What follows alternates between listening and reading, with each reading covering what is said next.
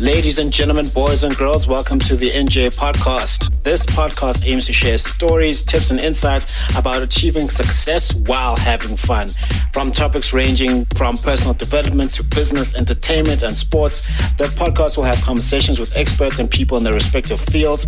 The podcast will also share insights from Jablo James's published and upcoming books. The tagline, which is the theme of the podcast, is "Success is a progressive realization of a worthy ideal." This means that you are doing what you have always wanted to do because it is aligned with your highest values, and this is the only way you can live a truly fulfilled life. Your host, Jablo James.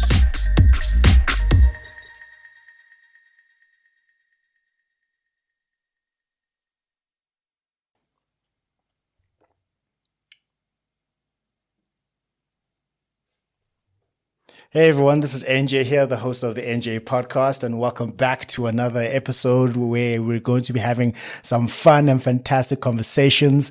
Remember that the theme of this podcast is that success is the progressive realization of a worthy ideal. That means you're doing what you've always wanted to do because it's aligned with your highest values, and that is the only way for you to really live a truly fulfilled and inspired life. And on the show, we have conversations with people from all walks of life, businesswomen, DJs, compilers, producers, just all around good people, because we believe that everyone has a story to share, based on their values and based on the story that they have to share. So everyone has a voice. Your voice does matter. And on the show today, we've got a very, very, very, very, very great person, all around good person, but she's a musical genius.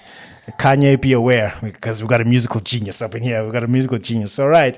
So her name is Lotus Mae. We'll read out her bio here. And so Lotus Mae is from the streets of Johannesburg, and she is a musical enthusiast. Oh, yes, musical enthusiast. Yes. And then from developing a musical interest in 2016, she took it upon herself to study the nuances of music while majoring in composition, music production, sound engineering, and music business. So, wow. Like, geez. Mm-hmm. Did Mozart really start at 3 years old composing all that stuff? Yeah, I mean, I don't even know how I actually landed here. Okay. All right, cool. So while pursuing her musical career, she scored her first residency with Chisanyama Bramfontein. Hey, that's a nice spot, eh? Which led to her internship with ANC Medium Communications at 1912 online radio, working alongside the likes of Ronnie J. Driz and Pusher Beats. Her break into the entertainment industry extended when she joined Cobra Tycoon Online Radio, now known as Opulence Africa Radio.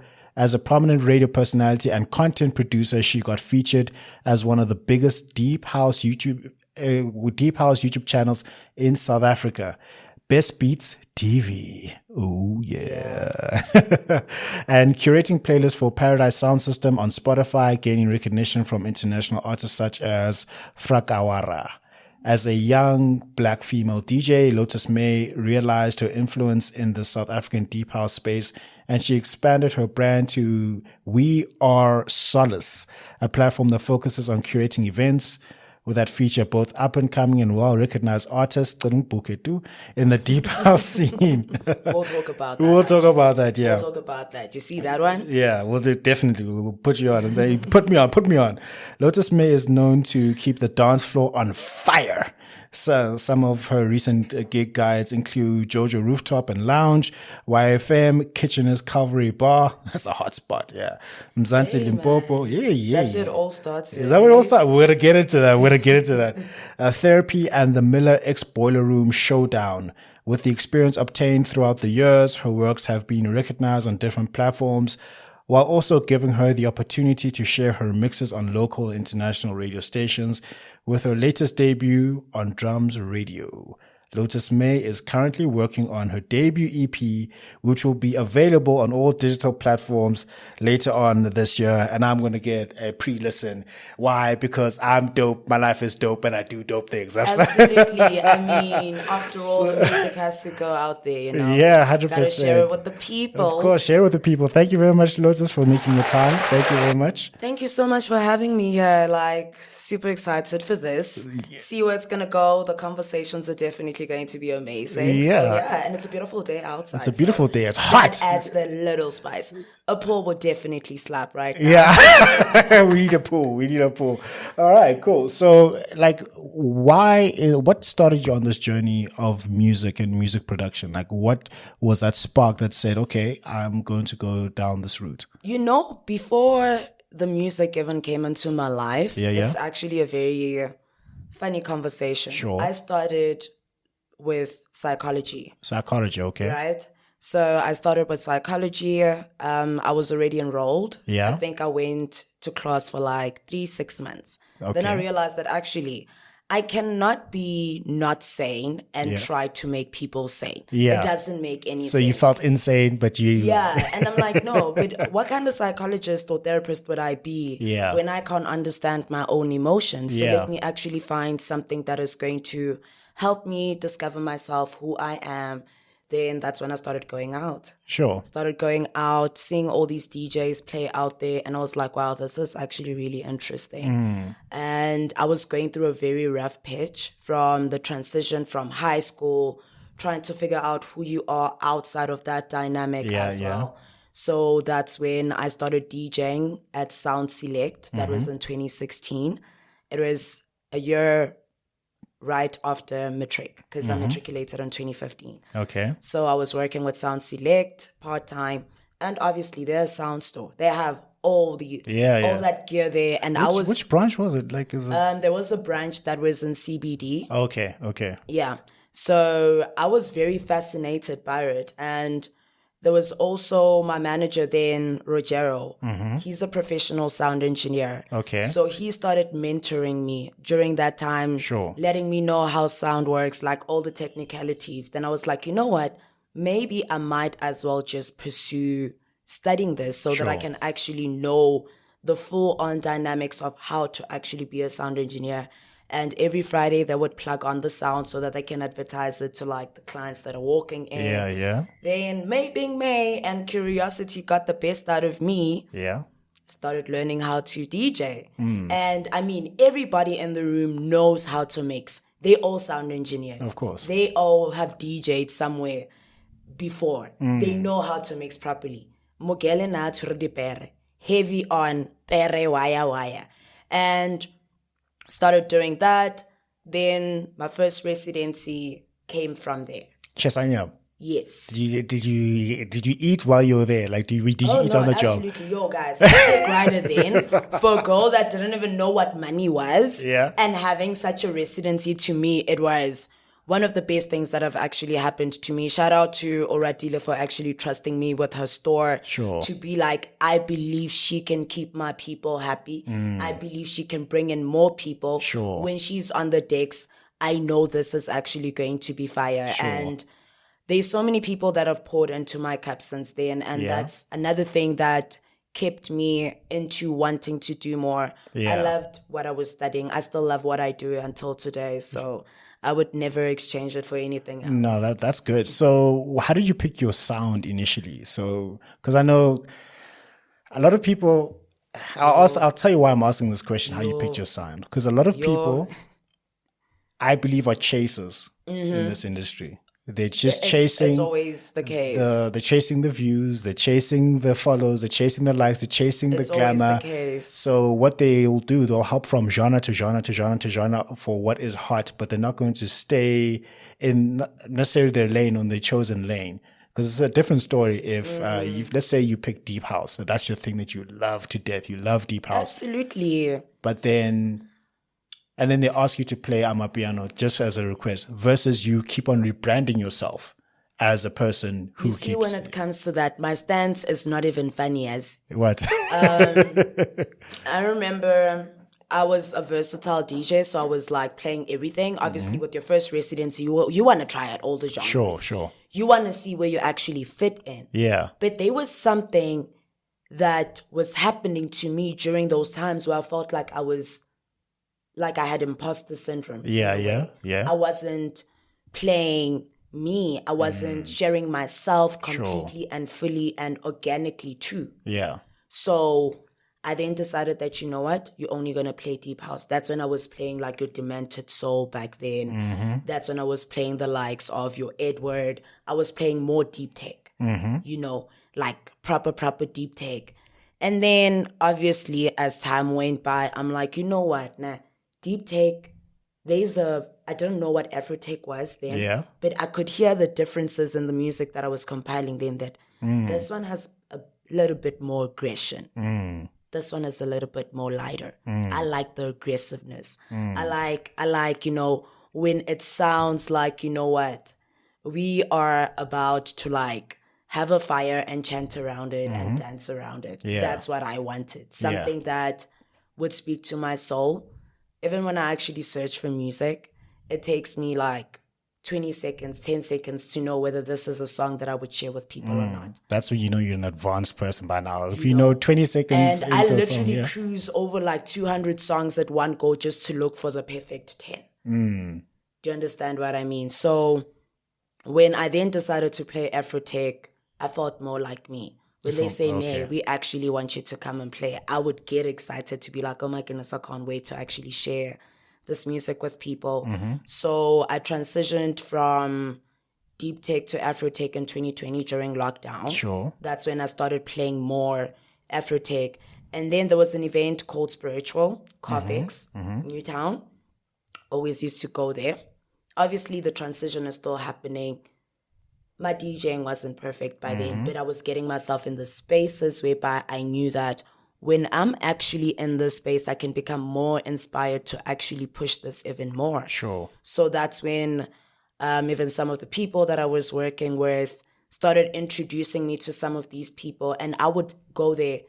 It was a ritual for me to always be at Spiritual every single Friday, just to listen to the music of who's there. Sure. Obviously, as a DJ, it's very good when you're still trying to figure yourself out and what your art is, to go out and experience what musical taste is out there so that you can actually find what your niche is. Sure. What you are more good at that will make you different from the 1,000 or from the 100 that is already at the top and making it. So that's what I started doing. And today I can proudly say that my music taste has actually grown to a point whereby there are days where I find music on Beatport and I sit down and I'm like, girl, how did you land the song, you know? So yeah, that's basically how I made it. So would you consider yourself a purist? No, I wouldn't say I am a purist, but I'm more of a spiritual person. My music needs to heal people. If I'm going to play you a song, you need to figure out yourself. If you're going through a lot, listen to one of my mixes. In whatever mood you are currently experiencing, my music is for people to let go, shred off that old skin, you know, and grow into being a better person. So that's how I see myself. I am a healer. I'm not just a DJ. I'm not just a producer. I'm not just a compiler. My music is, for me, I am the middleman between the other people that make the music, including the music that I make, and sharing it with the people at large. Sure. Yeah. No, that's power. Power to the people. Absolutely. Like, I mean, there's nothing more greater than being able to share a part of you with millions of people, because we all go through different walks of life. Yeah, we do. And the one thing, besides race, religion, or anything, the one thing that will always make us to connect and understand each other is on the dance floor. Sure. When you go to a place and you're like, today I am going to have fun. Some of the conversations that happen at the dance floor are usually the conversations that will change the rest of your life. True. They're the conversations that will change your perspective to the core. Sure. Whereby you might find out that you're actually going to bump into someone that God had placed for you, even though it was not the setting that we might say. Exactly. Is the right place setting, for us whatever to that actually experience real conversations. But that's where they actually happen. Right there at the dance floor. 100%. That's where you actually meet your tribe majority of the time. 100%. Hopefully they're sane. Hopefully they're sane. So when you were doing your first residency, right? What were some of the highlights of that experience? Because when I hear about residents, some people say I get exploited, I'm not paid enough, it's not nice, I spend so many hours, it's not rewarding. That's one side of what I've heard. But from your perspective, how was the experience at Chesanyam with the My Nyama experience at Chisanyama is the reason I am Lotus Mae today. All right. When I was at Chisanyama, I used to go by Miss May. Miss May. Okay. How do you come up with that name, Miss May? So my full name is Nsamayeng. Yeah. May is the center of Nsamayeng. Yeah. It's the middle of my name. So it was Miss May then. Obviously still playing all the different music, not understanding what you're doing. It's there. It's nice. Then late 2018 into 2019, that's when my residency with Chisanyama had ended. I needed to figure out, who are you outside of your first residency? Who are you outside of the music that you were playing there? And going back to what I was saying, that feeling like I was being an imposter in what I was doing, even though I knew that I was gifted and I knew I could do more. I sat down with myself this one time as I was thinking, something whispered, like, when there's just something at the back of your head, it's like that voice that you hear out of nowhere. It was like Lotus. Yeah. Put it together with May. Yeah. And I was like, Lotus May, it actually sounds like money. It sounds very authentic. It sounds very lively. It sounds luxurious. I was like, oh, Lotus May. Like when I say my name, hi, I'm Lotus May, I feel good about Y'all myself, better recognize. It sounds great. It's a very great name. That's how I came up with the name. And also the lotus flower itself has got a very spiritual significance. Sure. In most religions, Buddhism as well, it's all about balance. It's all about symmetry. I'm a Libra as well. I'm all about symmetry. I'm all about order. May is the center of my name as well. So in everything that I do, and also being a DJ, we have to synchronize music. We have to balance out those sounds. Well, some people who play those Devon Julys don't. Hey, man, we all started there. You see, if you're currently a Durban Julya, trust. For the people listening and watching, please explain what a Devon July is. A Durban Julya is... Sorry, Karen, yeah? A Durban Julya is when... Like, basically, we are just at the race course in that moment. So, basically, you're not mixing right, you're not syncing right. Your beat matching is off point. It's when your songs are not in sync with each other. It's when you need to jog. Yes. Yeah, you just need just a little bit, you don't have to be aggressive about it. But I mean, even the best DJs go through this as well, whereby sometimes you're not really having the best of days. Yeah. Sometimes you want to try that song, but you haven't practiced it, you don't know it. You haven't listened to it completely, and then you're like, oh my God, I missed it with 2 seconds. It happens, and in that moment, that is when you actually need to like recuperate yourself immediately, because the moment that you change your face and your energy kind of drops. The energy in the room changes. Exactly. And then people walk off. Hey. Have you had people walk off your floor? Like, hey. So there's other DJs that I've seen that they don't know how to really mix well, but then track selection is always on point. I've also went through that, whereby my mixing was very off, but my track selection was on point. Sure. At least make one win. You can't have bad track selection. You can't mix. You can't keep the floor on fire. Well, you need to make a struggle. Like, guys, and I mean, right now when we look at club culture, we actually have a lot of Devon Julyas. They're only getting gigs because of clout. And it's so sad that DJs like myself don't get all the bookings that they're supposed to be getting, because I'm not willing to show ass when I'm on the I'm not willing to twerk. Sell out. No, darling. I'm a woman of grace. And grace does not allow us to demean ourselves in certain ways, This is so funny, because we were having this discussion with another friend of mine some time back, and I was like, why is every Tom, Dick, Harry, Susie, Tembi, everyone is now a DJ, quote unquote DJ, but I'm a DJ, they're Devon July, they don't have the stage presence, You can tell they're not doing it for the love. I think they're doing it for the wrong reasons. But then now they're taking away work away from Lotus Mae, who actually love what they're doing. But you know what's the one thing that I can actually give to these people, right? Yeah. Is the fact there's a reason behind why they get booked. Yeah. That I can never take away from them. And shout What out is to that reason? everybody that's actually also out there, regardless of whether they know how to DJ or not. Sure. The one thing I cannot do rather is to take away from the fact that there is a reason why they do it.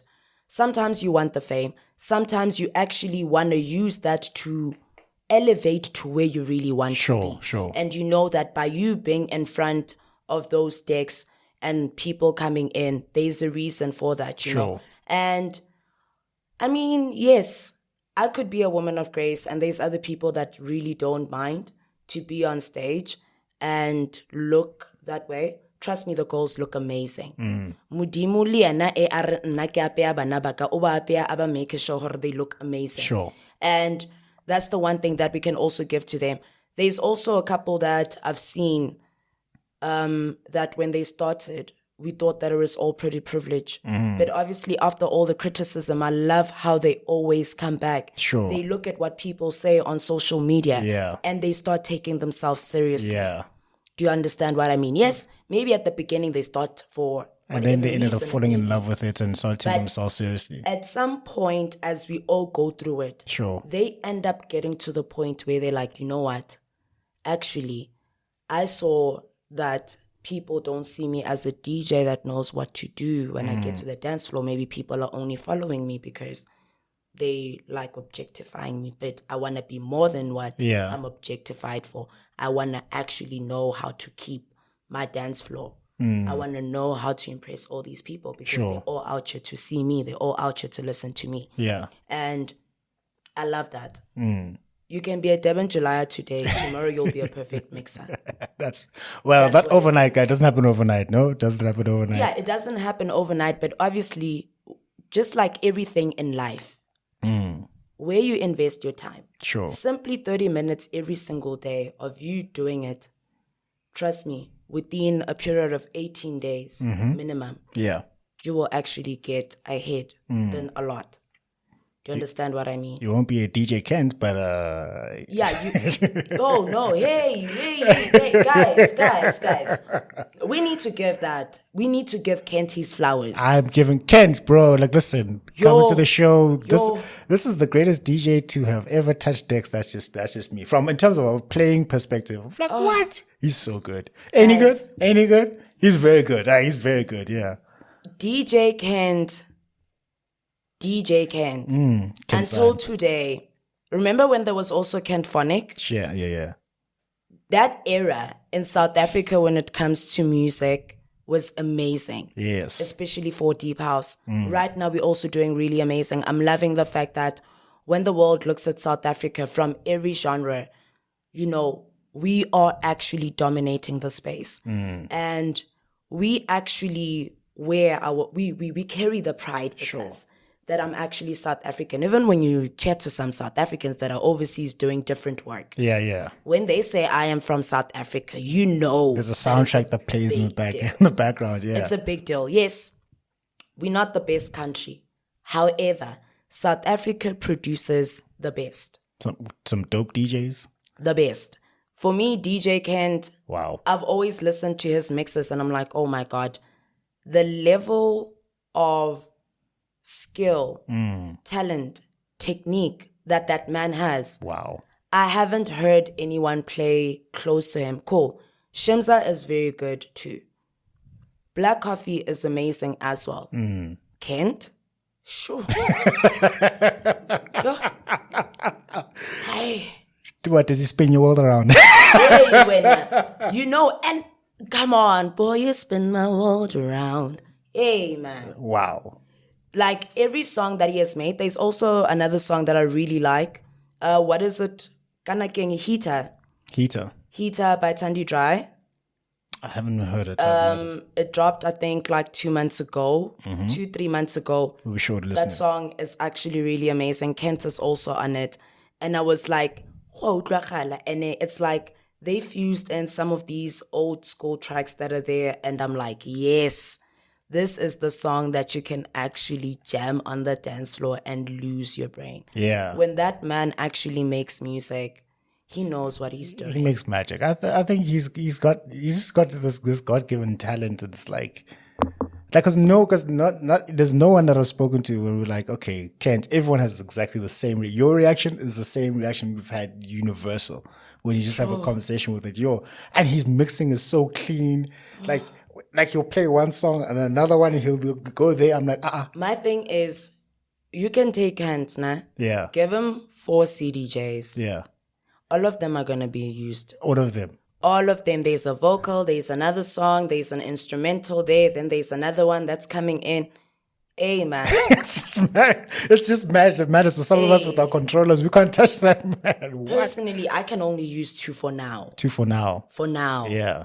That man, if there had to be like he's just in a room filled with CDJs, I feel like from what he's going to do from the first one and still go back to the first one to fix something and come back to this other one. He does the most. Madness. So Lotus, let's say you say you're having a music festival, right? You're having a music festival, the Lotus Experience, yes, Lotus Experience. Yeah. You should actually have one. You should actually throw your own music festival one day when you. Yeah, that is actually in the works right now. That's where we are SOLACE comes from. Yeah. So I'm not really gonna wait for promoters to book me. Sure. Yeah. Sure. So what's the name of the event? We are. So we are SOLACE is basically SOLACE, my okay. events company that I run. Yeah. And then I have a baby called Sip and Dance. Yeah. Sip You and make dance. sure that you follow me on the socials. Yeah. An update will be coming very soon. Then I also have another one called Afro Saturdays. So with Afro Saturdays, that's when I used to book like all the upcomings. I used to do this back in Maboneng at a venue called Afro Brew, which they've closed down right now. But I was doing that with them during the whole of 2021. So Afro Brew, we did that. Afro Saturdays, every single Saturday we were there. And obviously with Sip and Dance, where I see it, it's not meant to be in a club. Yeah. We've done it so many times in like different spaces, and it's not a club event. It needs to be more outdoors, more somewhere within the bushes, that musical experience can be, people can have it to the fullest, So that's where we see it. Obviously, the vision is there. Once everything works out, because events cost a lot of money, guys, Yeah, of course they do. Events require money. And there are days where I'm like, girl, are you even going to be able to afford all these DJs that you've written down? And Offer to pay them with exposure, bro. Oh, absolutely not. That is disrespect. The years that everybody puts in for me to be like, yeah, I don't have a budget, I feel like that's very disrespectful. Why do you feel that's disrespectful? We need to get to a point whereby even when you don't have a budget, at least we need myself as well. There are people that have actually pulled in favors for me to be like, May, I get it. I will pull through for you. Sure. But I'm also getting to a point that I'm like, you know what, nah? Don't host until you actually have everything that you need. Because at the end of the day, everybody needs to make money. Sure. Everybody needs to have something to show for when they step out of the house. Yeah. We're currently going through a recession. People need money. Yeah. So I cannot just think that, because so-and-so is already so big, they have a lot of money, and because I know them and we are on each other's good books, they can always pull through a favor for me. Yeah. Favors, we can use those, but up to a certain degree. 100%. Not all the time. Yeah, not all the time. Maybe the favor can be when I'm like, you know what, I do have a budget, but it's not to what your rate card is. Yeah. This is how much I can afford. Sure. The least I can do is to actually put a fee to it. 100%. And a bottle of Don Julio. Hey, yo, it's smooth though. I understand. I refuse to even have a sip. 6,000 rand for a bottle, and that is from the bottle store. 6,000 rand for a bottle. Six. But also remember, Ninja Blue, right? Yeah. That's 6,000 rands for a bottle. It's how that bottle was created. It's the finest taste that you can actually have. It's the same as wine. The older it is, the better it tastes. So I mean, obviously, they always tell us that we need to watch what we take into our body. So if you're actually paying for that fine taste, why not? Some people would rather stay with Savannah. It's okay. But staying with that Savannah, ne? And then it moors you. Like Savannah. Yes, I know. But you know there's those drinks, nah, that when you have it, Yeah. Lord, sure. It is how you get drunk in that moment. It is the hangover you experience the next day. Yeah. Then there's certain liquor that when you drink it, you actually don't even experience Sure. that hangover. Don Julio. I understand. Okay. And I'm a tequila babe. So, The first time I had Don Julio, I was plugged in by one of my other friends. Oh, yo, I was like, imnandi lento. And for tequila, you know how tequila is. A lot of people are like, oh my goodness, no, I don't like tequila because it always gets me drunk. I'm a tequila babe. We're going out. Tequila has to be there. We need to add it. And then the last time we were actually at Afrobiza, while I was actually at the bar, I don't know what I was doing at the bar, but there was a moment I was actually at the bar. May. Hey, Miss May. Hey, Lotus Mae. What are you doing at the bar? I don't know what I was doing. So while I'm standing there, this guy is like, he's ordering tequila and we're having a conversation. And obviously the tequila conversation lands there. And he's like, actually, I just ordered Don Julio and he mixed it with orange juice. And he's like, you haven't had this. I want you to actually taste it. Yo, my insides were just moving, you know. Were and they I'm like, happy? oh, this is actually very nice. Is it? Then after that, I definitely needed to have it more. So I started doing that. Oh my gosh. So yes. 6,000 rand for a bottle. Imagine that. Absolutely. It's the same as when you have champagne. Get quality, my love. Hey, Ace of Spades. Moet. Amen. So back to the question, right? So you're about to have a music festival and you can have a lineup of 10 DJs. Oh. I'm saying you can have a lineup of 10 DJs. So the reason I'm asking this question is because I'm trying to understand more of what your tastes and your influences and what makes... Is it going to be like just local or both? So International? we'll break it down into this. So we'll have one list that is just pure local DJs. Yeah. People who are from here. They may be playing outside, but then they're from here. Then we can do one which you can have a mixture of wherever. All right. So Okay. the first one, yeah. First one, Tandy Dry. Tandy Dry. Hey Tandy. Tandy Dry. Yeah. Texan. Tugsin, yeah. Kayanda Soul. Kind of so, yeah. CO. CO, sure. Wow. Kasango. All right. Silva. Yeah. Son of Ikelian. Yeah. He's actually a very dope upcoming DJ. All right. Super amazing. He's from Limpopo, Tzaneen. Sure. We should get him on the show. And Then who else? Where are my girlies? Charlie Dixon is also a very dope DJ. Yeah. She's super amazing. And then I would also add Bang Aba, yes. Who's my other favorite? Who do I listen to? Black Coffee, if I can actually afford him. The Africa Deep. The Africa Deep, he's dope. Cosmic Essay. Yeah. That's my lineup. That's your lineup. All right. That's from the local guys. That's right? from the local guys. Now, mixture, international, local. This is a new list now. Internationally, Rufus Du Sol. And then Ben Bomer. Yeah. Always loved his music. Yeah. Mono Link. Yeah. Then I would also add Christian Lofo. Kiasmos. They're actually a duo. And then, yeah, I think that would be my... That'll be your lineup. In that lineup, I heard no Shims, I heard no Dakapa, I heard no Inunap, I heard no... you said Black Coffee can afford them. You have an open budget here. So there's no Martin Garrix, no David Guetta, no Peggy Goo, none. No, none. Why? I think... And this is telling me a lot more about your taste and what you prefer.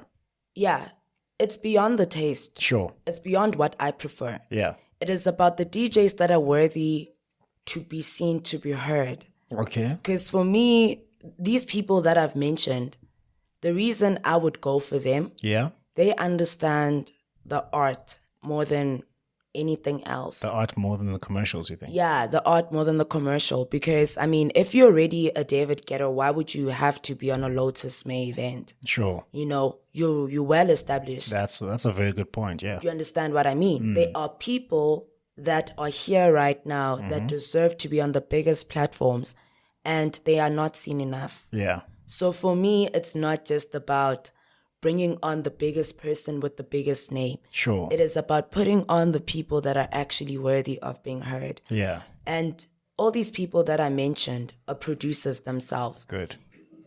And for the one thing, when I actually came up with Sip and Dance, the reason behind Sip and Dance, my first event was with a venue called The Box Shop. Sure. They sell craft beer.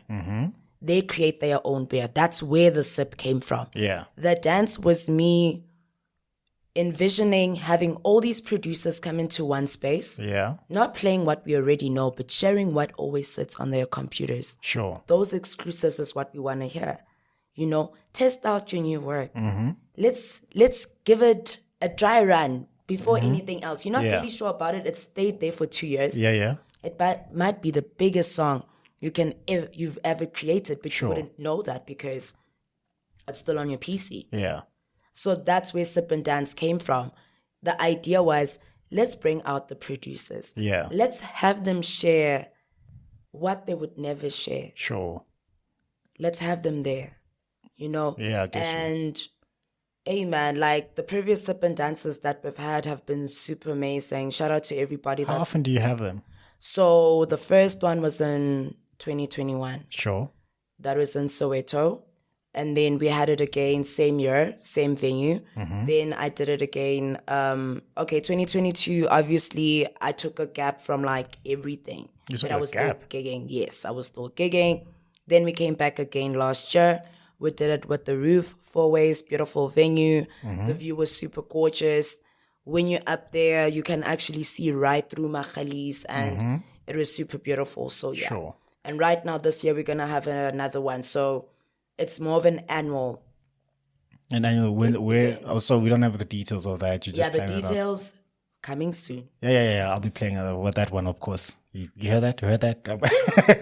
Absolutely. You gotta plug yourself.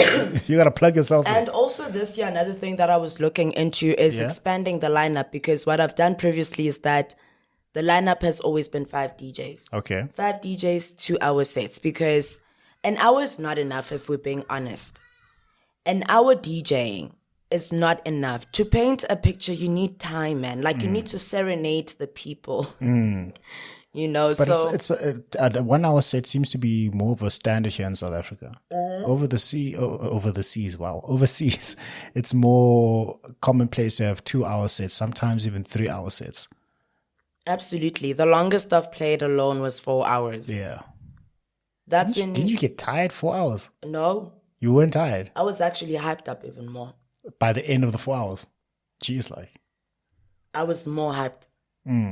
I was like, oh my goodness, maybe we might as well do another hour. Some people say it's easier to play a 2 hour set than it is a 1 hour set, because now you've got more time to like draw things out, and an hour set you have to be focused, like really, really focused and get the best parts in. I don't know how true that is from your experience. An hour set, you basically just need to get straight to the point. Yeah. You know, with the 2 hour set, it allows you to take people through motions. Excuse me, how you start to the finish is always the best. I enjoy my 2 hour sets. Yeah.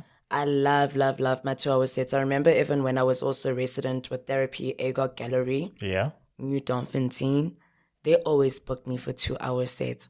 Super exciting when you know that you've got a 2 hour set, man. Yeah. Because you like, I have all these bangers, all these exclusives that you received from all these amazing producers, and you just can't wait to share that with them. So yeah. Yeah. 2 hour sets are the bomb. No, we'll It try has them to out. start being a standard rather. I don't know with Amapiano how it would be, because majority of the time with Amapiano, it's more of a party. Yeah. But there's also like different types of piano. Yeah. Obviously with the very much commercial, Sure. it would be a bit difficult. Yeah. And then with like your Kelvin Momo, your Angelique, I trust those guys to handle Angelique on a 2-hour set. Oh, They Lord. are the artists they think they are. They're very good. They're very good, yeah. Like there, you know that you are in for a proper... Inquiry. Yeah, Not yeah. inquiry, but like a proper Yeah, experience. you are in it for a proper experience. Like the whole night, you will just be like, hey, guys, did you hear that set? Yeah. You won't stop talking about it. So, yeah. No, good. Okay, so how do you plan out your sets? Oh, venue, time. Venue and time. Yes. Okay, so then how do you choose the track selection? How do you spend time like a week before planning and practicing? Because I asked Kent how he prepares for his set. Is like, I just play. I'm like, well, of course you just play because you DJ for like There's something now. Yeah. My USBs, I'll create a folder for that day. Now, obviously, track 1, track 2, track 3, but you'll find that that folder actually has like 40 songs. Sure. Just for that night. And majority of the time, let's say, for instance, if I have to go play today, Yeah. the music that I'm going to play tonight is music that I found yesterday. Right? It's always new music. I love the new music. I like That means introducing. that means you're very good because some people I like introducing new music to people. Is it? Number one, I haven't played that song. Half of the time it's just me going on to Beatport. Oh, I like this 10 seconds. Add to cart, add to cart, add to art. That's it. Clear cart. Transfer. USB. Folder. Oh, this one might work well as a track 1. Sure. Track 1 is something that I always need to have it there because that's actually the one song that gives me an idea of the mood I'm going for. Yeah. So my track 1 is always standard. It doesn't change, regardless. So you always open with the same track 1 that you've predetermined. So you're not dynamic about it. It's Track 1. If you say you're gonna play ABC on track 1, and then it's gonna be track 1. For me, my number 1 song Yeah. doesn't change. Okay. And I usually have like 3 different track 1s. Sure. Do you understand what I mean? And I already know, hore, if I'm not going to play this as track 1, there's this one. Yeah. So already I know where my set is going to from there. Sure. I have an idea of what I'm going to play. And yes, I do keep like a guideline with all the other songs as well, that you might find that what I would have decided earlier on to play as a track 2, Yeah. you throw it out and you go to your other folders and you throw in some of the songs that dropped previously and you bring it in, mix it with what you currently have right now. Sure. Based on the vibe of where you're at. So it's always based on the mood. Okay. So then, how do you how do you decide your closing track? Amen. Dance floor. The dance floor. Oh, Dance so floor. you react and you work with the crowd with how they're going. Reading your crowd is very important. Okay. Super, super important. Because if you can't read your crowd, what are you doing? You're playing For what? for the sake of playing. What is a DJ meant to do? Play music. And keep the The party, party going. alive. Yeah. If you can't keep the party alive, Yeah. then you've lost the main important thing. I remember I once watched a video by a guy called Nicky Siano. He used to be a funk DJ back in the 60s in Brooklyn, New York. Sure, that's a long time ago. That's a very long time ago.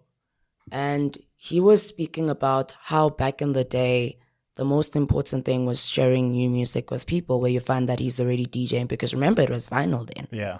where there's a new vinyl record and you find that the producer or the manager of whichever band or artist is just going to walk up to you and be like, hey man, my artist just finished this song yesterday. I want you to test it out on the crowd. That's what we meant to do, to share new music with people. And Kid Funk also advocates for it as well. I mean, he's had so many tweets where he speaks about how being a DJ is important for you to introduce new music to people. Sure. You know, and that's where it comes from. Keeping that party alive is also what keeps the fire in you burning. It's painful to play for a club that's empty. My DJs out there also know it's not nice, because sometimes it makes you question your value as A DJ. a DJ, that, okay, am I not worthy being listened to? It makes you question yourself. Do you understand what I mean? But if the promoter that is creating that event can trust you at the peak of the hour, you know Yeah. that you've actually got it. That you've actually got it. So If they can trust you at the peak of the hour, like so in a night, what is the peak of the hour, or does it depend on it from depends event? on venue and events. Yeah. Because sometimes, remember, with some events that start at 1 o'clock, peak hour would be between your 5 to 8. Sure. During that time, you need to serve. You need to hit. You gotta serve, man. Don't be afraid of it. You understand what I mean? The most important thing as a creative, above everything else, in any creative space, Sure. is to be able to challenge yourself, because nobody else is gonna challenge you. Yeah. It's you versus you. Yeah. Then you can go out when you've actually put yourself at the highest pedestal and share your highest self with people. Because the one thing in life that you always need to be very cognizant of is energy. Yeah. Energy is the most expensive commodity that you have within yourself to share. Yeah. That energy is your music. It is your paintings. It is your conversations. Sure. It is your thoughts. That's you. You will never get it back.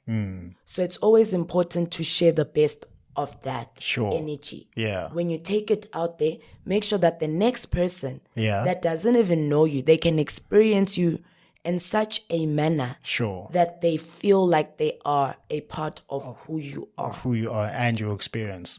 Yeah. That's the most beautiful thing that you can ever experience, to walk off the decks, even when people don't come to you and be like, you had a dope set. Yeah. But as long as you know you played the set that satisfies you. Yeah. As long as you know that you actually gave it your best, Sure. you've done 100% of the job. 100%. Yeah. So how are you able to split your music persona and yourself at home? Oh. How do you, because I can imagine that's a bit difficult, because now you're building a fan base. Wait, Lotus Mae. But then back home, you're like, no, I'm not Lotus Mae today. Nsamayeng Musiamedi. Yeah. Nsamayeng Antoinette Musiamedi is who I am at home. You say Nsamayeng Antoinette. Yes. Antoinette. Yes, Antoinette, that's my second name. What's up, Ants? Like, I'm joking. I mean, might as well just be like a little bug, creepy crawly there. Yeah. So how are you able to separate your Lotus and Nsamayeng? How are you able to separate the two? That has actually been very difficult for me for some time, let me be very honest. Yeah. I remember there's some guy that I was seeing, and he was very mad at me this one time, and he's like, you know what, May, you actually think I'm your fan, and you're forgetting that I'm actually your partner. Oh, man. Say it again for the people. I think they didn't hear that. Just say it again. Say it again. I am acting like he was my fan, and I'm forgetting that he's my partner. You didn't know your place. Basically. You didn't know your place. She didn't know her place, people. She knew her place. And you know, it's such conversations that people have with you outside of the glamour. The glam, the makeup, the outfits, where you are at your crustiest of crust. Yeah. Where you are at your crustiest of crust. That's when these conversations need to happen. Sure. In that moment, that's when I sit down. I'm like, okay, what is it that you're actually doing that made this person feel this way? Yeah. Now it's self-reflection, because there's a reason they said that. I did something that made them feel that way. Yeah. So that was now where I needed to learn how to separate the two. Sure. Because there's times whereby I was behaving like I'm Lotus Mae in the house. Yeah. Instead of actually behaving like Nsamayeng Musiami. Of course. Do you understand what I mean? So being a mom also made it much more simpler for me. Oh, you're a mom as well. Yeah. It actually helped me to detach from the two. Son or daughter? Daughter. Oh, they will I humble got a you. princess. I got a princess. I have the most gorgeous baby ever. Oh my So, goodness, so I can't guess, I believe I've guess been she that. doesn't care that you're Lotus Mae. She doesn't care. Oh no, she doesn't care for that. She does not care for that. Yeah. Kids don't care. Yeah. What you do outside, that's a you thing. Yeah. Like children will actually make you realize, kore, they will humble you. Sure. Wauka.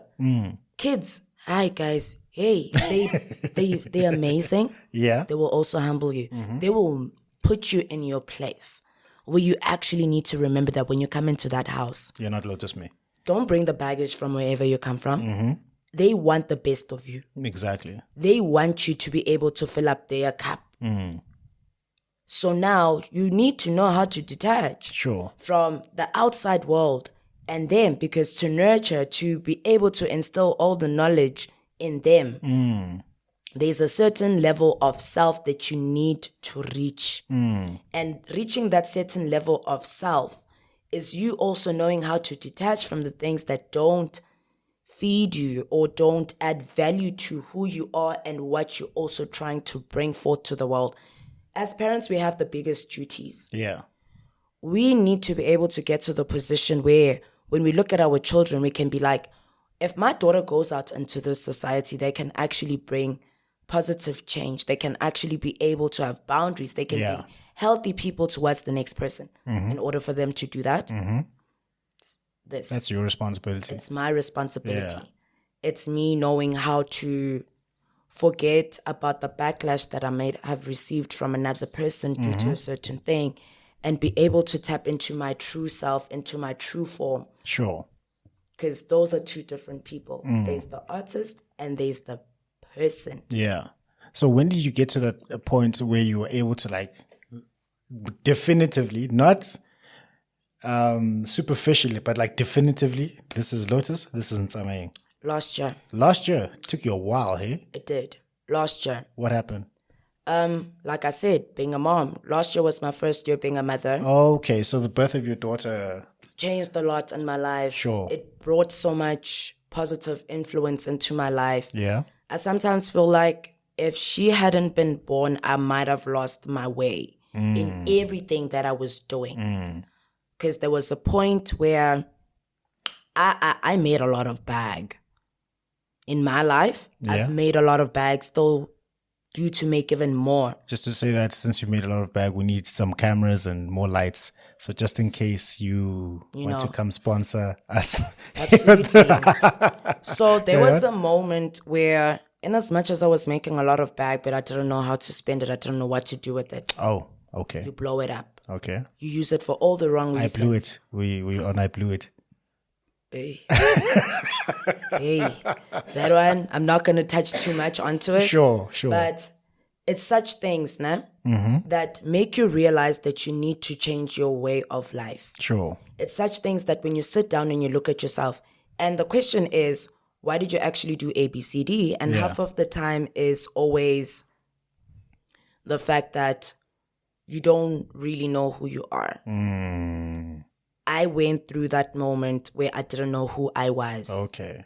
In as much as, yes, I had all the flashing cameras in my face, all these beautiful things happening, but there are things that I lost because I didn't see the potential of what they would be and what they were bringing into my life. Yeah. Because we tend to be ignorant as people from time to time. You know? And it also takes a lot to come to the realization, hore, wait again in Tsamaye, oposo on A, B, C, D. Do you understand what I mean? So you're at the point where you can call yourself out. Yeah, I do. Good. That's quite rare because a lot of people don't want to call themselves out. Like, hey man, you always have to call yourself out because nobody else will. Nobody else is going to tell you to change your way of life besides you. It's either we all have a choice to make. Sure. Do you want to be a righteous person or do you want to continue living a life of delusion, living a life of oblivion? It is the choice that we make with ourselves. Do you understand what I mean? And this is the reason that we always need to remain steadfast in what we believe. Yeah. My other thing is that I never had boundaries. Explain. I never had boundaries. I was a piece of paper when the wind blows there. You go left, you go left, you go right, you go right. Yeah, yeah. Do you understand what I mean? And ever since I made the decision for myself to be a better person, because I also want my daughter to look at me and be like, yo guys, my mother. Wang understand? I don't want her to find her number one inspiration should be me. Sure. Then she can find her muses from outside. I'm okay with that. Yeah. But I want my daughter to look at me and be like, this is the queen that birthed me. Yeah. And aspire to have that queenship, to sit on that throne and own it, to wear that crown with confidence. Do you understand what I mean? Yeah, I understand. So that's where I am at. And it also got to relationships, all these things that it's the little things that take away from us. Yeah. It's the tiniest of things that take away from us. Forget the bigger things. That one relationship that you may have with the person will change the rest of your life. Sure. That happened to me. All right. Where we experience all these things. So when you make a decision to separate yourself from your outside life, you are able to tap into that space and be true to yourself. Sure. That even when you go outside, and now you have to be the celebrity. Today, I'm Lotus Mae. Yes. In this moment, I am Lotus Mae. Yes. When I step out of this room, we call back in Samaying to come in.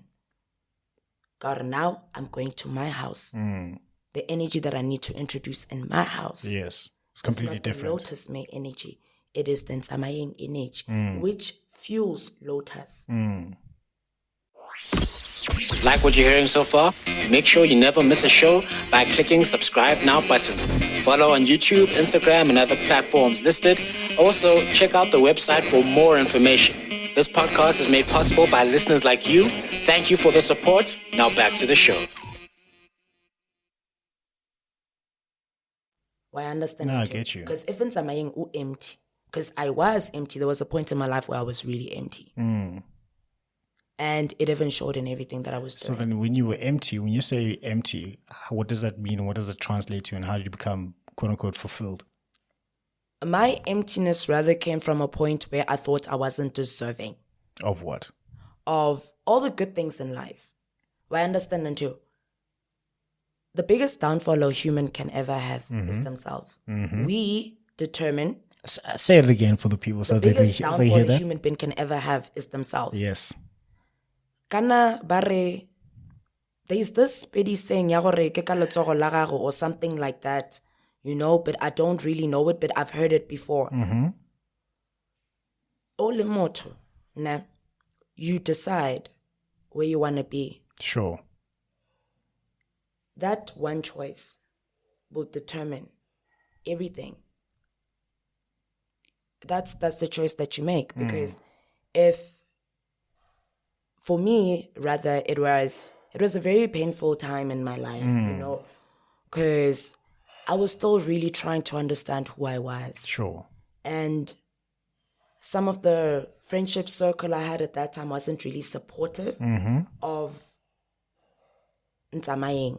They liked the Lotus. Ah, so you had a bunch of vampires who wanted your fame and they didn't want you for you. It was friends that liked me for being, you know, she's in the spotlight. She Rich and famous. She works on radio. She's doing well for herself. It's that thing, okay, when we're going out, I don't have to pay for drinks. I don't need to buy tickets. They will get me in. Things like that. Oh, so they're just like blood-sucking vampires, basically. So Bob Marley said something quite interesting. Or was it Bob? I believe it was. He said, good friends are like stars. Yeah? You only see them when it's dark. Yes. I went through my path. Pregnancy was one of the, it was a beautiful moment, but a very painful moment as well. Painful in what sense? Everything that was happening around me during that time was very toxic to who I am. Do you understand what I mean? And I became so broken where I knew, because before pregnancy, I then started working on myself. Now I was scaling up. Yeah. And this one thing, just one. Oh, this life event happened and then just like... Came there. And guess what? From me knowing and trusting myself, from me believing myself, from me seeing myself Sure. as I did, Yeah. all of that disappeared. Yeah. And it's so crazy because in that moment, it made me remember every other painful thing that has happened before. Yeah. And how I treated myself. That this person is introducing an energy that I shredded off me. Sure. They are bringing that back into my life where I don't. They're taking you back to who you once were and you don't no longer that person. You don't want to be that person. Yeah. And I can't be that person. Yeah. You know? And it was very painful because also remember, sometimes familiar energy makes us very comfortable. We can't break away from it very easily. And there are days where I look at myself and I even tell my friends randomly that, oh my goodness, I'm so glad of where I am today. Excuse me. Yes, I don't have everything I did then. Excuse me, but right now I am at my most peaceful ever. Yeah, you sound like what Mike Tyson went through. I mean, he was like $300 million as a boxer, lost it all, went to prison. And then in prison, he said he was the happiest because no one is around him for any of his money. People who are around him are there for being genuine. Yeah. I am at my most happiest. I'm very content. Happy, man. You're happy, and you don't play the devil Julys anymore. Wait again. There's growth above everything else, man. Yeah. There is growth in Jabulo. So much growth has happened in my life. You know, when I actually look at it, I'm like, yes, girl. You're doing the things.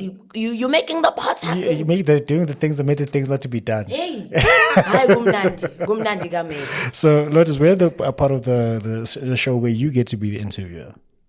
And you get to be the interviewer. You get to ask me questions. Oh, no, don't worry about it. Very soon. Very soon. That's going to definitely be there. I like having conversations with people because that's where we actually get to learn and grow and experience life. Sure. Life is about experiences, guys. Yeah. Don't be selfish with yourself. No, don't. Go out, experience. Even when you feel like, wait a kengi, how na anything. Yeah. You have you. Share that. Why be selfish with yourself? Go out, share that. You'll never know where God is going to place you. For me, I am such a big person on God to be, hey, bruh, God. Yeah. You're doing the most, huh?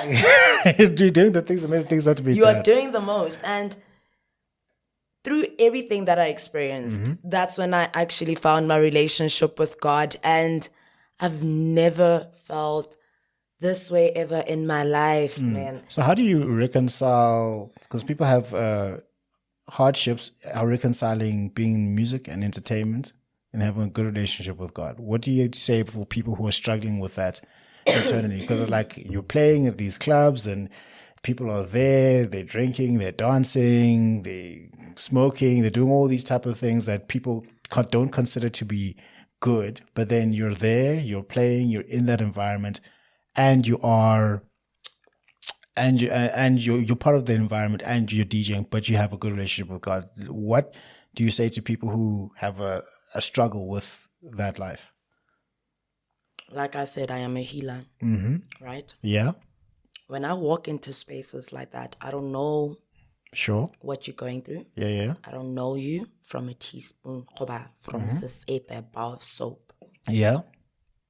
My duty with the talent and the blessings invested in me is to pull you closer to you. The closer you grow to yourself, the closer you are to God, because as we are created in His image. That's my duty. I will get to the decks. I will do my part. You'll do your part. To heal you. There's one of the mixes that I once did with Best Beats TV. When was that? I think in 2021. There's a comment on that mix that some guy posted. He's like, I was actually listening to this mix. Today is my daughter's 12-year birthday. Yeah. And I can't stop telling my wife how much I love her. Oh, wow. That for me. Oh, that was enough validation for the work that you did. Exactly. That's God speaking. He listened to how I curated my mix. And then someone found God in your mix. And he found God in my mix. He found meaning in my mix. How did that actually like make you feel? Can you describe the feeling that you had? I was emotional about it. Yeah. Because I'm like, wow, all from me just DJing and just putting songs together, this is how this person felt. And there was no Durban July. That's why they were able to find God. And, No, I'm joking. Yeah. And that for me was like, you know what, May? You're on the right path. There is enough validation that you're doing the right thing. The only way to repair your relationship with God always goes back to self. It's not an easy journey. I'm not going to lie. Sure. I was mad at God for the longest of time in my life. And that's the reason I also feel that I was moving with the wind in everything that I was doing, because I had no solid foundation. Sure. I was not grounded. And now that I am, I am a better person. Even my aura is so different, you know. You walk into a space and you are light. And you're a breath of fresh air. Yeah. And light and darkness cannot live in the same place. They cannot be in the same space, because one will always overshadow the other. Sure. So for me, even when I go to my gigs, the first thing I even do before I press those buttons, I always pray. I pray anywhere, any moment, anytime. I cannot tell what is the occasion. I will pray. My darling, I will pray. Yes. Because prayer has worked for me. Yeah. That's the reason my daughter is also alive today. Yeah. You know, prayer. Like in the moment that I had to give birth, man, that was the most painful for me, because it was like I was overdue. Is childbirth really that painful? For me, it wasn't even that, man. I was overdue and meant to go through a C-section. Okay. That is the day that I actually prayed. Where I sat down with myself and I was like, a proper conversation with God. Because you think you've been having a conversation with God, but you haven't been inviting him into your life. Sure. You've been being God, yes. Hey, Maramudim, what's going on? That's not a conversation with God. You invite him into your house. He cannot take charge of what he's not invited to actually take charge. Say that again for the people. Say that again. He cannot take charge for what he's not invited to take charge of. Sure. That's just the way that it is. Sure. I was having a conversation with one of my friends then, Letsatsi la Tenge, actually. And I'm telling him, I'm like, yo, bro, I'm pregnant right now. I haven't really been doing much when it comes to my career. I don't even know what's going to happen next year after I give birth, bro. I know that you've got connections. Plug me on. Then he's like, to me, he's like, May, the one thing that you should be focusing on right now is you giving birth. Please give birth. Talk to me in February, March. But at least you'll be 3 months old. You'll be able to move around. Sure. Right now, let's focus on one thing. Go and give birth. And I'm like, dude, I'm overdue already. I've been super stressed. Everything around me is so toxic. I didn't know what to do. Then he tells me one thing. It's like, Ndwana, you know that I really appreciate you. You know that I love you so much. And you know that I care for you. Yes, we don't speak every day, but I really care for you. Tshwara mpa ya hao, bua le ngwana hao, bua le Modimo while you do it. You will deliver. One day passed. That night passed. The next day came. Yeah. That morning of the next day in the AMs, my labor was very quick. I was very lucky. Very quick. My labor was quick. Yo. Some people go for like 12-hour labors. Hey, bruh. Mine was 4.5 hours. I was done. You were done. I was done. But it's crazy that when I think of it right now, I possibly was actually in labor the whole day and I really just wasn't paying attention. You weren't paying attention. That's I wild. wasn't. That's wild. I wasn't. You probably listened to one of your deep house mixes, weren't you? That day, during the day before giving birth, guess what May was doing? Walking around the streets of Marshalltown, I lo batla kota. No, like obviously they drove me to where I wanted to get the kota at. And I'm like, when I am I want to walk a little bit. And I could feel like, hey, there's a lot of pressure here. You're walking a lot, like you were like, you're Hey, I was very wobbly, bruh. I was a penguin. I loved it though, man. Yeah. And another thing, Lord, during my pregnancy in Jabulo, What happened? this beauty that you see right now is an understatement. Honey. Beautiful. Yo. Hey guys, Paramisa the time I mo bake and she was baking the beauty out of me, hey? Like you're a baker, bruh. We were baking each other. Is it? That's good. So we're reaching the conclusion. We're coming to the end of the conversation that we have. So then now, but then you're a female, right? Mm-hmm. Okay, so you're.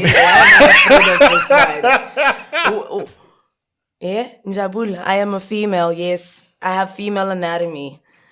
Got that? Why am I afraid of this question that you're about to drop in me, sir? What are you doing? I have to throw something left field. Don't look at me like that. Don't look at me like that. No. So you're a female DJ. You're a female in this industry, right? And I want to test things that I've heard about females in the industry. I just want to test. Ne? I just want to test because I don't know if it's true or not. I just want to know. Why are you laughing? Wait, you don't even know what I'm about to ask. You don't know what I'm about to ask. You don't know what to ask. Okay, so is it difficult, one, to be a female in this industry? And then two, why does it seem that there are less really good female DJs than male DJs? And I say seem because I don't know if that's the truth, 100%. So one, is it like what is your experience being a female in this industry? Is it tough? And then two, why does it seem that there's more great male DJs versus female DJs? Being a female, you always have to prove a point. Okay. Women from Fantuka, Hoba Mosadi, Hubima, generally. Yeah. Hubima, in everything.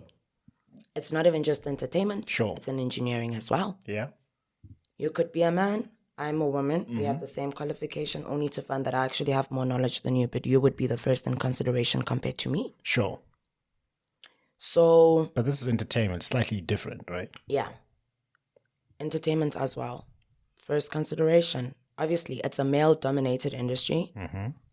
Now we're warming up to female DJs. We are seeing more female DJs doing really, really amazing, and that's what we'd also like to see. For now, equality is outside in the workspace. Yes. At my home, I don't believe in that. Yeah. Let's not talk about it at home. I'm talking about work. So that, as a female, you always have to prove a point. Sure. You always have to work 10 times harder. At times, the pretty privilege will save you. At times, being that girl that is, will work for you. You use your femininity to your advantage. But at times, that doesn't really get you too far ahead. Sure. You can only get to a certain level. And then, for me, I want to be a pioneer. That's why I see myself. I see myself at the top, being able to inspire other females as well, and guys too, because we don't really need to, such as like your DJ Zintlers and your Tandy Dries. Yeah. So it's hard. It's very hard. It's very hard. And excuse me, speaking of Devin Julius, females get more backlash for Devin Julying, for making a mistake during a set than males do. Do you understand what I mean? It's like the DJ before could be a male DJ and they make those mistakes. Trust me, social media is not going to say anything about them. But then if you do it, you get killed for it. As a woman, you will be cut down, you will be teared apart, from side to side about that one mistake that you did. It's always, you always have to prove a point. Sure. You always have to come out at the top. You work harder than the guys do. And then as time goes on, everything becomes better. Sure. As females, another thing, it's always important that we have people that will advocate for us, especially in the entertainment space, where it's good to have a manager, you know, it's good to have a middleman, because some of these people, it's like, even when they want to book you, bruh, or they just want to plug you onto something. I had this experience 2 weeks ago. This guy, we met, okay, cool. Had a conversation about the work that I do, chiki. Now you're texting me on WhatsApp, you're telling me that you want to hook up. Guys, we need to stop that. Let's stop that, please. Can we stop that? Let's keep And things my pro. thing is that, as a male promoter, So this is a male promoter wanting to book you, and the next thing he wants to hook up. Well, first of all, let's clarify. Hook up. What do you mean hook up? How? But What out is- Jord. hook up, ne? Yeah. Simple terms, Liowi Gugula. Yeah. It's people that are just meeting up for casual sex without having any stable relationship. Marama daughter. Why ninja? Why wanje? Yo, Why am I like this? Why? hey, why? when you gender yakho, you tell me. I don't know. Because now, for me, that also puts you off, because you can see that you're putting in all the work that you do. Sure. It kind of breaks you down in a way that, okay, am I just a sex object? I know that I do look very amazing, you know. We can be, You look very lotusy. Yes. yes, you know, but that is just not it. I am a woman of intelligence. I am a woman that respects herself, that loves herself. If I like you, definitely something could happen, but that's If you're not, here to work. we're here to work. Please don't put me in a corner where now, even when I speak to you now, I'm actually uncomfortable to have a conversation with you, you know? It's not nice. So this guy's basically trying to Harvey Weinstein you. That's Because what's you happening. see, us as females, now, when we book male guys, Yeah. we don't even do that. We don't objectify. Imagine Are if you sure? No, we don't. Yeah, cool. And when you look sexy, you look sexy. We're gonna tell you that you look good. But we stick to work. Okay. We understand what work is. We stick to that, you know. But hey man, yeah, the industry. So how did that end up? Like you ended up like working with the person or no? No, it'll never happen. Good. Because it will always feel like I owe them something. Sure. Excuse me, because their first approach, and I don't think they're gonna plug me on unless they get their way with me. That's the case. So it's usually that case as well, where you find people that want to get their way with you, but it's okay. You know, that's not how the whole industry is. Yeah. So are you not afraid of coming across such characters? They try whatever it is that they try. You stick to your integrity, and then next thing, fine. and then next thing, you're being what they call blackballed, which means they'll go and say Lotus Mae is difficult to work with to all of their friends, and then now you don't get booked. The same thing happened to Monique. I just watched the Cat Williams podcast. Yeah, with Monique. Same thing happened to her. What is meant for you will always be yours. Tell that to the people again. Tell that to the people. Whatever they may say, Yeah. whatever they may try and do and sabotage you, Yeah. what's yours? If it can make a straight line, it's around I could back how. Do you understand what I mean? So I mean, for me, I'm like, my guy, I cannot work with you because I'm not really comfortable with that. Yeah. It's okay. Let's keep it moving, honey. Yeah. Life is too short for me to be sobbing over a gig that I lost due to me not willing to put myself Compromise yourself. Yeah. you know. No, it's okay, honey. Let's move on, you know. And I'm also very direct. I think my female friends really know that May will put a man in their place. I will do that because it's also just me protecting myself Sure. from not wanting to indulge in things that are not serving. Because what's the point? I could have sex with you right now. It's not like you're going to take me to Berlin. You want me to fuck you for a gig go propaganda? Awa wena. Awa gape ke bo sola jone jeo. No. You didn't just say that. Oh, sorry for my language. No. I'm not talking about the language. I'm talking about you're not going to take me to Berlin. It's not like you're actually going to put me at the highest, It's not like you're going to be playing Tomorrowland after that, you know? you know?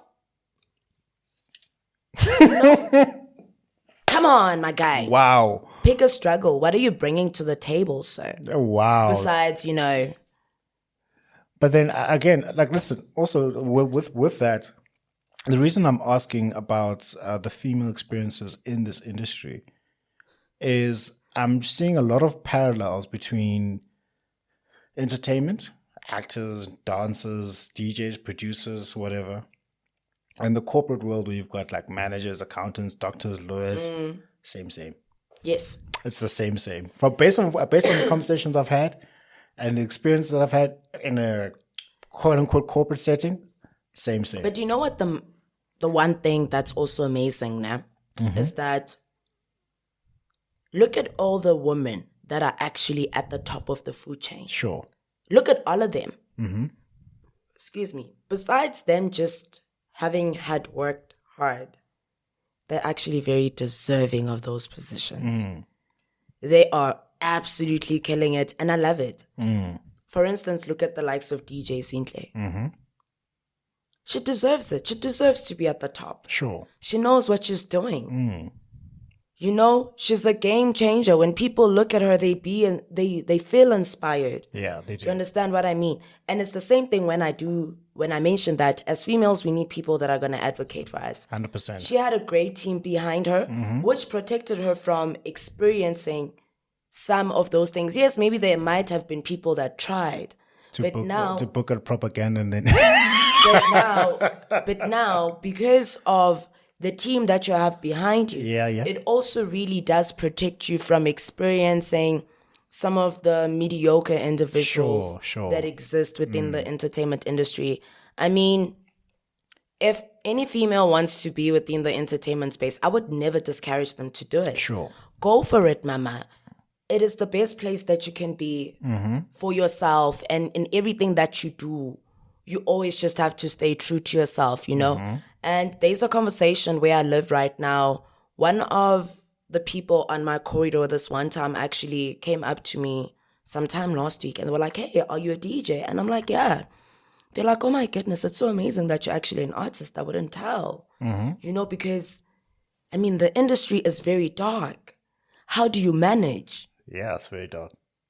And when they asked me that question, I was like, the only way for me to have managed to even have gotten where I've gotten is staying true and sticking to my values. Sure.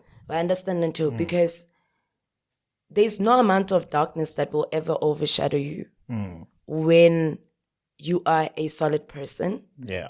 But if you're a person who's flimsy and wants to sell out, you're going to have a hard time. The most painful thing is that the industry is dark due to how we treat each other within the space. It's not a community. It's more of, you find communities there and there. Then you find the gatekeepers. Then you find the people that are challenging the gatekeepers. Then does this thing of gatekeepers actually exist? It does. Does it? Gatekeeping exists everywhere. Well, in the entertainment industry, I'm talking. It does exist, man. Gatekeeping is there, but that's not the issue. Do you understand what I mean? Even if there are gatekeepers, there's still a way to actually get them to open doors for you. There's always a way. There will always be a way. I understand until. And also, I would like to look at gatekeepers as the people that actually keep the culture alive. Sure. I understand how do they keep the culture alive? Wabona go tshwana le your corporate companies. You may all have the experience, have the attributes, but if you're not the specific candidate that they're looking for, you will not be offered that position. Sure. Gatekeepers, I feel like they also do the same thing where sometimes they qualify people and there are those that actually disqualify the people that are actually deserving to be in those spaces, But now we just need to also remember, Hore, in everything that happens, there's always a reason behind it. And like I said, they are some of the people that actually keep the culture alive. Sure. They're some of the people that actually stick to the values of simple things such as DJing. They're the ones that be like, this is actually what it should be instead of this. Sure. Do you understand what I mean? Because right now it's very simple to be a DJ. You can be a DJ, overnight sensation. You know, it's very simple. But yeah. It depends. Are you doing it for the right reasons or not? So a question that I'm asking you in your experience and you putting in your future looking lenses on is, where do you see this industry going? Oh, that one is very tricky. We really need to work on preserving it. Preserving it, okay. So how do we preserve it? Preservation is very important because currently where we are, like when we look at the entertainment space now, there's so many people that have released songs, but then they nowhere to be found right now. And preservation comes with longevity. Sure. It's the young kids also that are coming into the industry need to know and understand how to look at longevity instead of now. Because every single week, there's a new Amapiano song that's coming out. Every second day. Every second day. And right now, if you had to listen to Jobe, it would annoy you. Right? Why are you saying that? But I like the song, actually. Yeah. But there's other people. It's things like that where when you're making your music, man, make your music that even in 20 years' time, bruv, You can listen to it. you can still listen to it. Make it so well that it never loses its essence. Sure. That even when you listen to it, you're like, actually, this is a masterpiece. Exactly. That's why That's we still the listen to Michael only Jackson way today. That's why we that still this listen to industry is Avicii. going to survive. But we need to really start making money and music and the arts for the right reasons, you know. What are the right reasons? Because I've heard that before. Because those people who've been in the game for a very long time, those people who are at the top, those people who are really making a killing, for up-and-comers, they're always saying, I don't see you doing this for the right reasons. So what are the right reasons? Would be being a game changer. Most people just want to do it. That's actually quite powerful, yeah? Being a game changer. Be a game changer. Be a game changer. Be so well in what you do that you are able to inspire every single person around you. Be that. Because what's the point of being famous today and tomorrow we forget about you? And there's too many examples of that happening. Yeah, it's not nice as well when you actually look at it. It's really not, because now it just it dilutes the purpose. It dilutes it. That's why even our parents, when we tell them that, hey, mama, this is what I want to do, they don't see it as a serious thing that will actually give you life or feed you. Sure. Because I've seen so many people rise and fall. That one-hit wonder. That's not nice. Like, who's the guy that sang Now You're Just Somebody That I Used to Know? I don't know. Where is he? Hey. Where is that guy? Gotcha. He just dropped a banger and then disappeared. Where did he go? But, there's also other people that I've seen, which is really amazing, where you find a person that will actually use the influence that they gained from dropping that one song, then right there, because now they have what they want, they actually start following what they wanted. Those are the best. I understand until because they had vision. Sure. They envisioned themselves that, in order for me to actually get to there, let me try this out. Yeah. It will bring me everything that I need. If I'm going to have my own brand, it will give me the client. Sure. I will have a fan base that will always be able to support me. 100%. I understand that too. Those are the ones that I love because it shows vision, man. And it's so beautiful that even some of these young kids, like, you can actually see that the fire that's there will never never go off. No, 100%. It will always just remain as is. Yeah, I tell one of my nephews this all the time. Like, he wants to be in the game. I'm like, why? Hey, it's nice. I'm like, it's nice. What does nice mean? What does nice mean? Kipati. He wants to understand that okradi rider mahala. Basically, that's what most people see, but it's more than that. It's the work that goes in before you even get those riders. Exactly. You know? And I would say that I'm very privileged to have came across some of the people that I've came across. And even today, I still have people that are really supporting me and that are waiting for me to actually start releasing music. Yes, it made. Because wow. Yeah, we've been girl, you know. And I've received so much support. Yes, I've also received hardcore criticism when I started. And I appreciate that because that's the things that push us to be the best. And yeah, some people will definitely not like you. As a nachalete, so I've made peace with that. I've made peace with that, but yeah, I can't wait to see what the future has for me. So what's next for you? What's next for me is definitely releasing my music. Yeah. And yeah, just giving people more. More of what? Of who Lotus is, you know?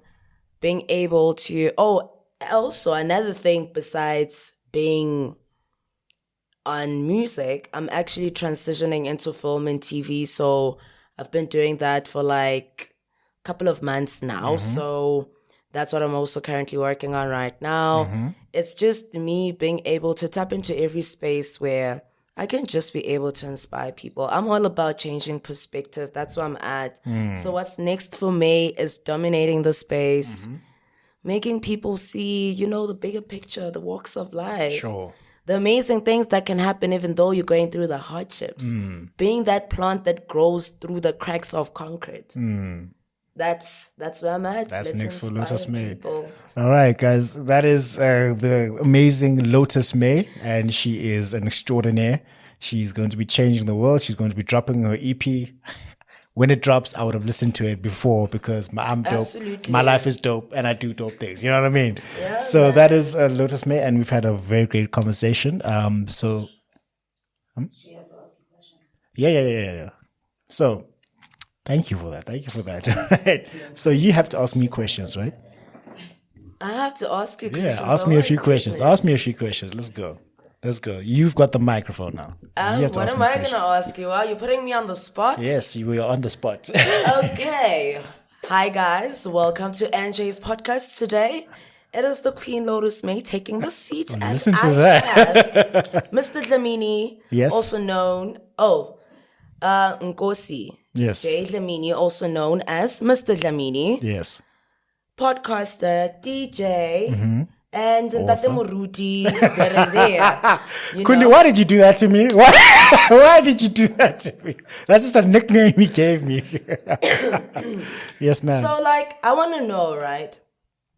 With everything that you do, what is the middle ground for you to be able to put everything together? The middle ground to put everything together. So, the most important thing for me, it's similar to what you expressed, is to change people's lives for the better. Yeah. And primarily for them to find God. That's the most important thing. And so I want to use all of my talents for that express purpose. So like you can see in my office, you see various different posters for different professions. So those are the things that I'm passionate about. Those are the things that I'm good at. And there are different means of expression. Yeah. So when I write books, I'm expressing myself through word. When I'm podcasting, it's through vocal. When I do speeches, it's through the spoken word. Music for me started 2021. Yeah. So that's interesting. That's very recent. How did you actually find yourself there? Find myself there. Like this is how it started. So I've always loved music. My idols in terms of music is Michael Jackson. Oh, that's actually no wonder actually. Michael Jackson, and from a music person, Michael Jackson and Avicii. So when those two people died, I mean, like, hey man, it was actually very painful. I can only imagine because they made such beautiful music. When those two people died, I actually cried. I cried. I cried. So you found yourself sobbing and being like, "Oh my goodness, my favorite artist." People were looking at me like, "Why is this guy crying?" I'm like, it's was that in Michael public? Jackson. It's Michael Jackson. In public? No, I was like, so I heard the news. I was in, I noticed, I was in the news. I was like, hey, man, don't ask man crying in public. That's... So I heard the news, and I was in the bus with my friends, right? Oh. And then I was like listening to beat. I'm like, oh, he's dead. I wasn't like sobbing, but I was like, yeah, but you know what I mean? Yeah, nah, I can relate to that, Yeah. guys. When AKA passed away, I was like, yo. That was a sad day. That for me, that crushed me. I was like, no, you know? I can definitely relate. All eyes on me. God. And then also when Avicii passed away, I was not okay for a very long time. So from a music perspective, so I'm always like, I'm a cultural person. So arts and culture is something that I really love, right? So It's embedded in you. It's embedded in From me. birth. From You birth. live for it. You breathe it. I live for it. I breathe it. So then I wanted to learn to play a musical instrument. So which instrument are you currently, or is it the CDJs? I'm a CDJs. Oh, all right. So I wanted to learn to play the guitar. How's that going? It didn't go. So I bought the guitar. I did a few lessons, but then I put it to the side. And then Wow. after COVID hit and my dad passed away, I'm like, okay, I need to put the writing The aside. energy that you're actually feeling within you into something. Yeah, so then that's when I went to a academy called Rise Academy to start learning how to DJ, how to be on the decks, because I needed an outlet. It was very therapeutic, right? It was very therapeutic. It is, right? Yeah, it is. Yeah, absolutely. And you know, another thing that I want to know, since you are speaking about how you found yourself making music because of the hurt in your life, I want to know, what is the one thing that, like, what's the piece of advice that you would give to someone that's currently experiencing like a hurdle in their lives and they don't really know how to break out of that? Because there are those moments where you are experiencing something, and even though life is not really bad, but that one thing keeps you in a position where you feel like, you know what, I've lost it all right now because this element is no longer there. What's the one piece of advice that you would give to someone? Stay off the weed. I mean, it does actually really keep you It may help you. It does help you. So I would say it's good to be like, try stay away from. Okay, the first thing is don't indulge in addictive behaviors. Okay. Because it's very easy when you are hurting and you're in pain to find yourself deep in alcohol, deep in. But music is also addictive. No, but it's not going to destroy you. Come on. Like, there's a difference between crystal meth and music. Come on, two different things. Try not to go to the even food.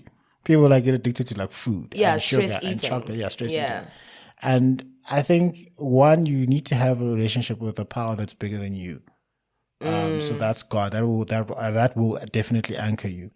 And then you need to get around people who can support you, man. Like, a good support system is always a key. very good support system. Because like, if you're being supported by people who are also negative and people who are also down and depressed and mean-spirited and hateful and just want to use you and abuse you just for what they can get, you're not going to get out. You're not going to get out of that funk, if you can call it like that. And then also you need to try find a bit of variety in your life. Don't be doing the same thing. Salad. Yeah, for salad. Several colors. Yeah. Salad. Salad, yeah. You need like several colors, you know. So you need the variety in your life. And then when you're going through something, right? And for example, you're struggling with music. Yeah. And you don't have the joy in music anymore. You need to remember why you start. Actually started. Why did you actually start? And why you started is based on hospitality riders and the nice life. You're not going to go far.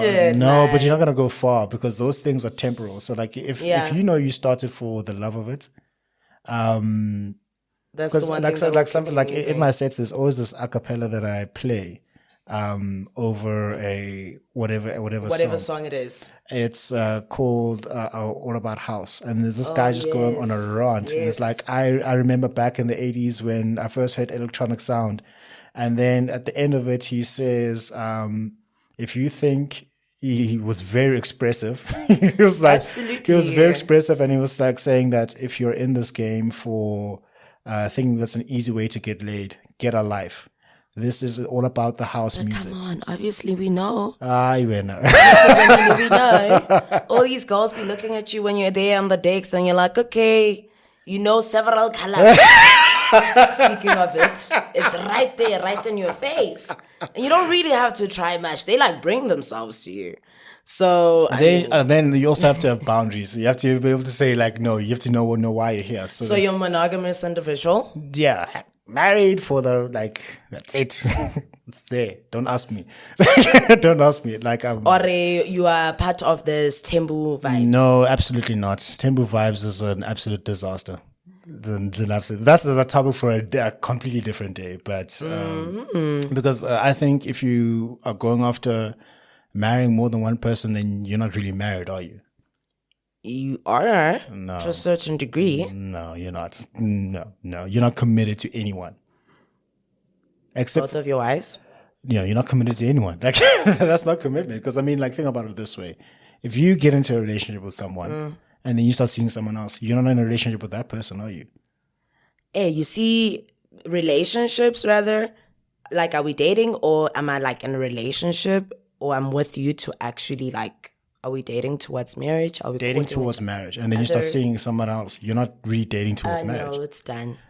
Thank you. Thank you. For me, it's chai. Thank you. We don't share here. Thank you. That you see. You know, like you pick from my plate, have it all. If you're gonna pick from my plate, rather have it all. You know. Exactly. No. So for me, marriage is one man, one woman. For the rest of their life. You carve together into one. Yes, the two shall become one flesh. Yeah. You know the verse. Yeah, so that's that. I'm not an MBA. You know what an MBA is? You know what an MBA is? Schoolers. No, not the school one. Not the, Teach us. No, school you guys. Okay, an MBA. Listen to this. Is married but available. You know those people? Yeah, those married but available oaks. No, they're not one of those. And also speaking of that, I mean, like right now in South Africa, we're currently experiencing like this whole new culture that has just like came to us and everything. What is your take on like online dating? Because that's where you find some of the MBAs there. Like married but availables. Yeah, what's your take on that? Like the whole dating culture that we're currently experiencing right now. Very simply, by affair, but let's just call it what it is. That's just what it is. Oh my goodness. This is what it is. What? This is what it is. So you just, again, if you are married, but then you're still seeing other people, you're not committed. Would you say the best solution would rather to like get a divorce so that you can be able to like experience all the other things? Look, listen, I believe everyone should get married. It just simplifies everyone's life. Because if you look at how society is built off of the nuclear family. So if the nuclear family is destroyed, then communities and societies become destroyed too. Right. That's the thing. I mean, like if you could pick before you were born, to be born towards two parents who love each other and create or a single parent, definitely. Or a single parent, nothing wrong with being a single parent because this is life, right? Or a single parent who's abusive or whatnot, you would pick the two parents who can raise you in one household so that you end up becoming more stable. Absolutely. That's just the data and that's the literature. And it's also more of emotional stability as well because, you know, I've also like sort of read, and we see it in our day-to-day lives as well. Yeah, sure. But what do you think is usually the cause for people to never really want to settle down or to create nuclear families, especially within the societies that we currently live in? So their problem is that they don't want to commit because marriage is a heavy commitment. It's not like we're going to walk down, go to Las Vegas, sign. Yeah. A marriage is you're denying yourself and the other person is denying themselves and you're coming together to build towards something that's common.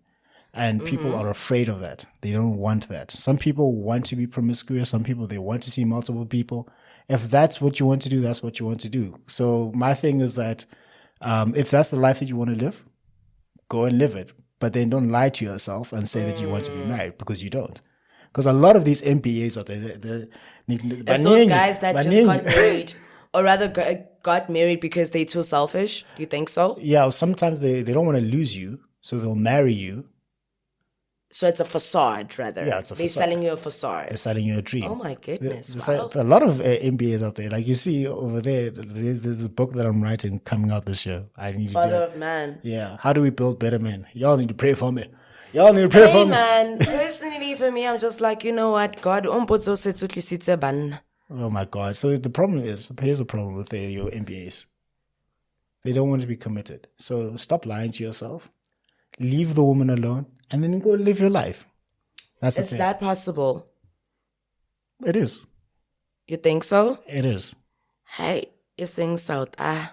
Well, here in South Africa, it's bad, eh? Aye. It's bad, eh? Yo. It's bad, eh? No, To a it's certain terrible. degree, I've always felt like maybe you would also like think of the same thing too. Maybe you've seen it.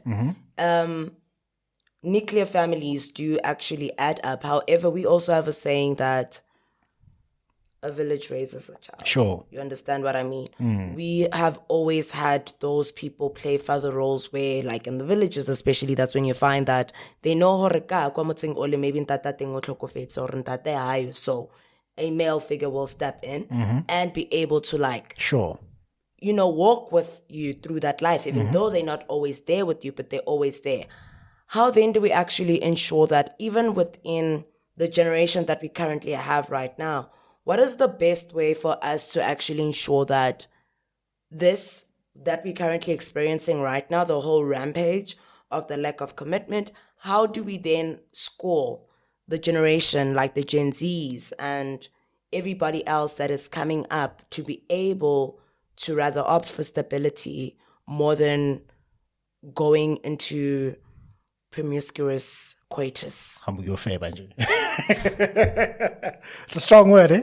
I'm Swati, very- I'm Swati, so like that's how we talk sometimes. Again, it leads by example. First of all, you need to really be honest with yourself. Let's be honest. Do you want to get married? Do you not want to get married? And I'm not talking about married but available or single acting married or married acting single. Do you want to be married? Yes or no? And then if you're going to be married, then you need to be able to take the consequences of what that means. Yeah. So you're saying you're forsaking what others are going to be exclusive to this person. And then if you don't want to be married, then don't be married. Then don't do it.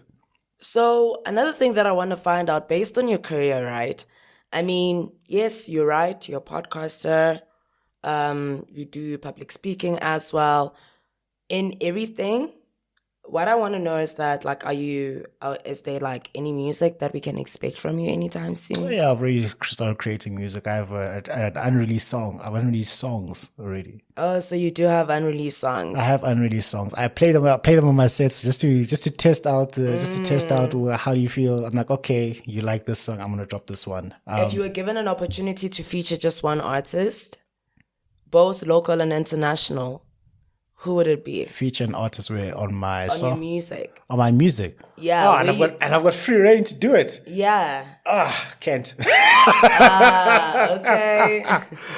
People think I'm a Kent apologist, but that guy is just too good. He's just way too good. He's amazing. Yeah, he's really absolutely amazing. Agreed upon. Come on, Kent, when you do that collab, man. Come on now.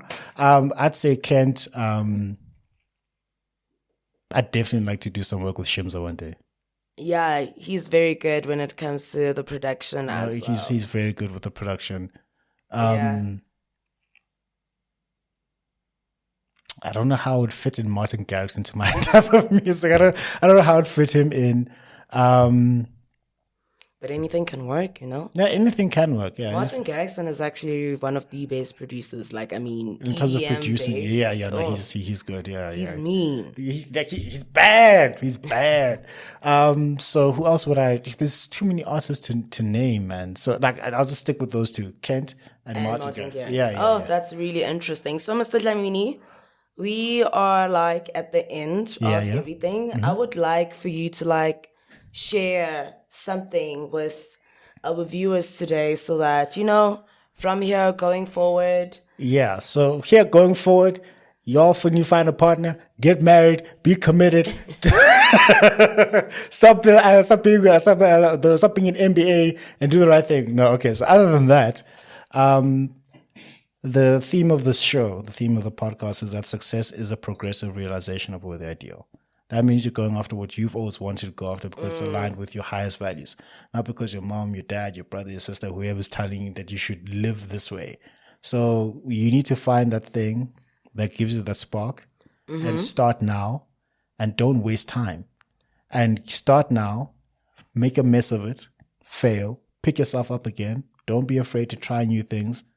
And stop caring too much what other people will say. What other people will say. Abantu bazothina syndrome. Why? Because they don't know what they... No, we're all figuring this thing out.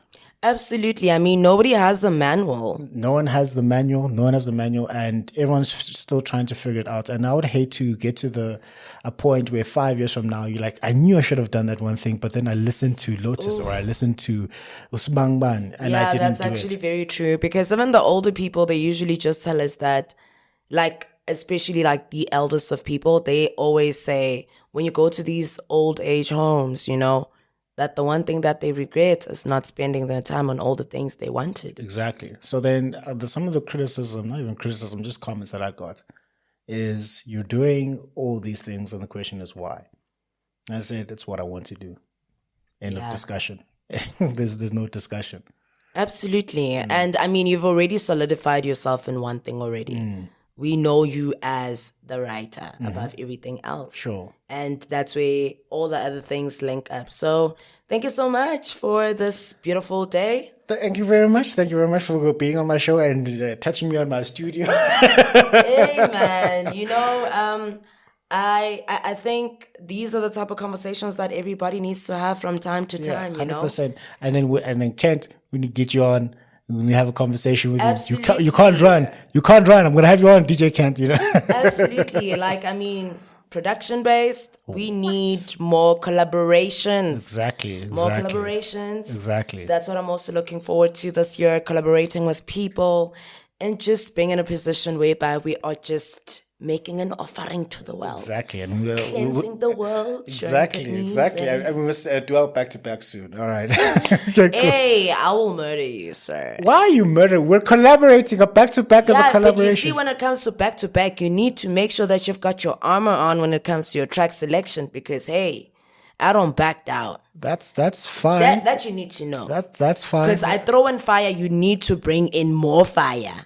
More fire. You cannot just say more fire.